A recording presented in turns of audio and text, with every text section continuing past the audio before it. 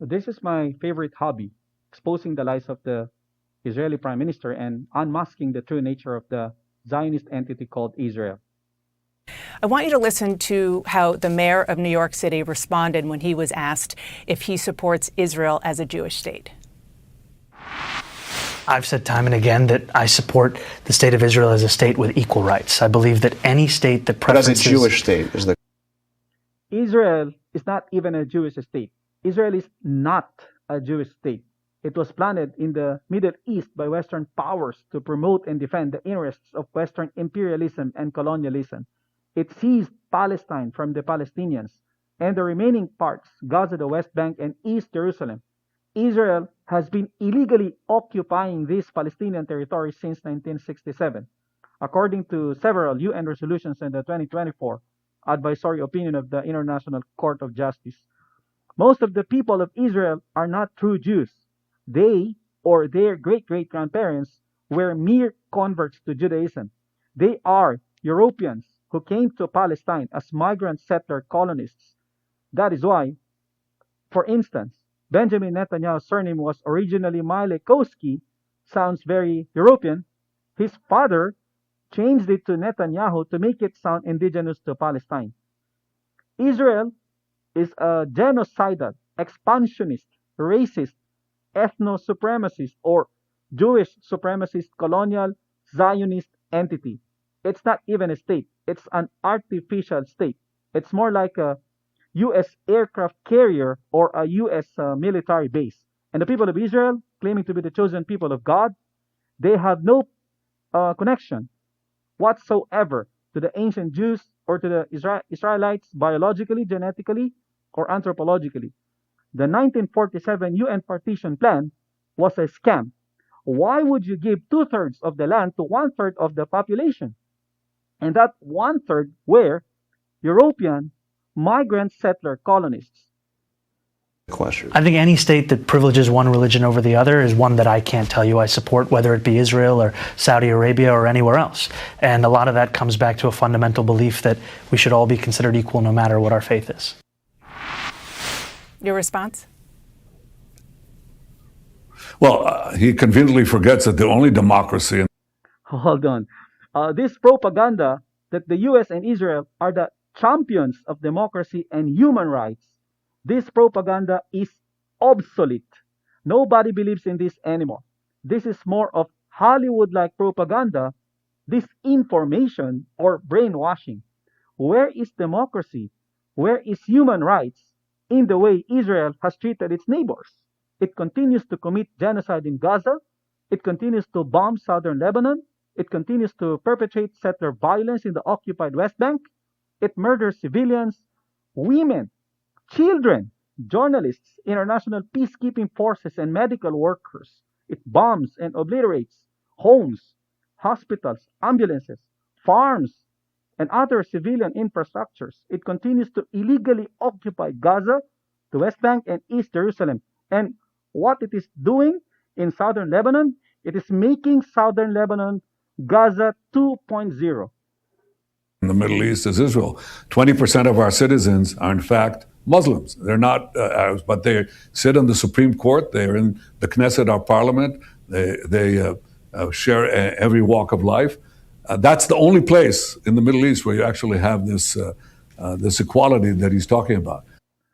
It does not necessarily follow that because 20% of your people are Muslims and that one or two of them became a member of the Supreme Court or the Knesset or parliament, then Israel is already a democracy. Characterizing or categorizing Israel as a democracy is an insult to democracy. That is democracy?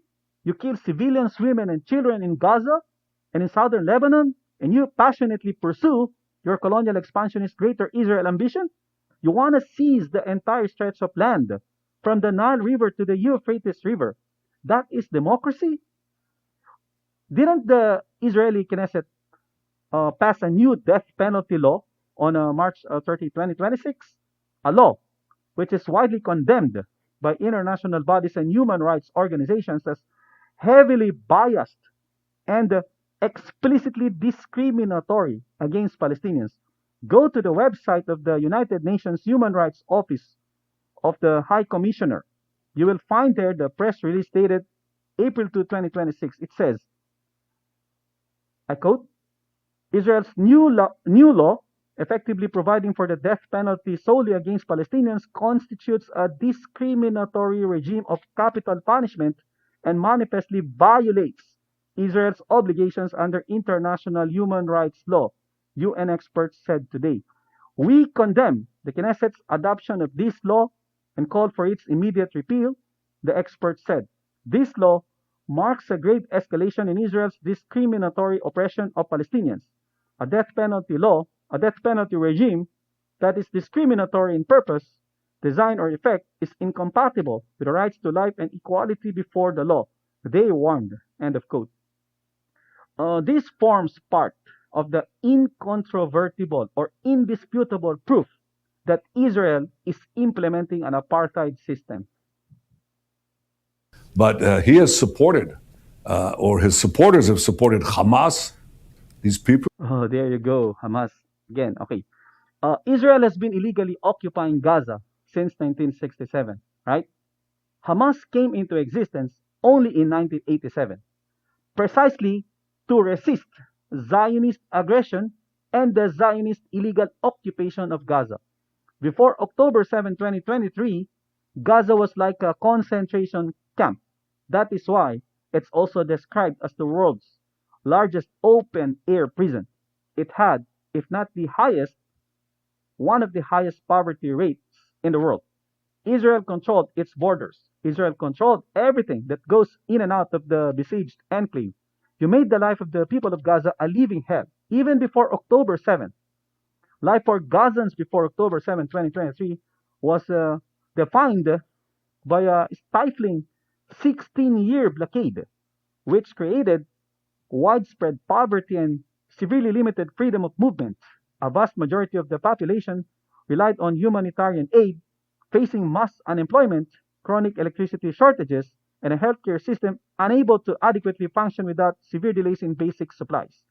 So, when Hamas kind of broke out of the prison, don't expect them to give the Zionist migrant settler colonists wide smiles, flowers, and chocolates. Who murdered people, who beheaded our men, raped our women, and then murdered them, burned babies alive, and so on. He said, the river to the sea, he supports them. This. Hold on. Who is claiming ownership or sovereignty of all lands from the river to the sea? It's you, Zionists. Just look at the Likud party's original party platform, 1977. That's your political party, Mr. Prime Minister. Under the right of the Jewish people to the land of Israel, Eretz Israel, under letter A, it says, the right of the Jewish people to the land of Israel is eternal and indisputable and is linked with the right to security and peace. Therefore, Judea and Samaria, the Zionists call the occupy the West Bank as Judea and Samaria. Therefore, Judea and Samaria will not be handed to any foreign administration. Between the sea and the Jordan, there will only be Israeli sovereignty. So, you were never open to the idea that there should be a Palestinian state in Gaza, the West Bank, and East Jerusalem. This is not mere cynicism. I mean, it's ridiculous. It's absurd. There are always imperfect democracies. Israel is an imperfect democracy. The United States. No. Israel is not an imperfect democracy. It is not even a democracy. It is a genocidal, expansionist, colonialist, apartheid, Zionist entity. And the U.S. is an oligarchy. Is an imperfect democracy. Why? Because we live in the real world. But it's 100 times better than these dictatorships and these horrible tyrannies that Mamdani and his supporters support. Israel is an expansionist, colonialist entity rather than a legitimate state or democracy, maintained through systemic apartheid and supported by Western interests. This renders Israel's foundational claims and geopolitical narrative entirely invalid.